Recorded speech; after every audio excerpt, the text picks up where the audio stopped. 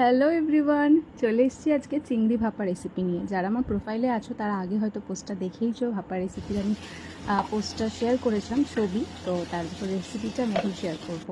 ভীষণই ইজি একটা রেসিপি, যেটা তোমরা মানে সহজে করে পুরো ভাতটা খেয়ে নেওয়া যাবে। আমার তো ভীষণ টেস্টি। তো প্রথমে আমি একটা মিক্সার জারে হচ্ছে তোমার সাদা সর্ষে, কালো সর্ষে আর পোস্ত একটা ফাইন পেস্ট করে নেবো, তোমাদের চিংড়ি মাছ যতটা আছে সেই পরিমাণ অনুযায়ী। তারপরে হচ্ছে আমি নুন হলুদ মাখিয়ে চিংড়ি মাছটা ভালো করে ধুয়ে রেখে দিয়েছিলাম, আর সেটা আমি টিফিন বক্সে দিয়ে দিলাম। দিয়ে আমি কাশ্মীরি লঙ্কার গুঁড়ো, তোমার হচ্ছে সর্ষে পেস্ট, আর হচ্ছে টক দই, নুন আর একটু চিনি, স্বাদটা ব্যালেন্স হওয়ার জন্য। তোমরা এখানে নারকেল পেস্টও দিতে পারো, আমার কাছে নারকেল ছিল না, তো এইগুলো দিলাম। আর হচ্ছে অনেক কটা কাঁচা লঙ্কা চিড়ে দিয়ে দিলাম, ঝাল যেরকম খাবে।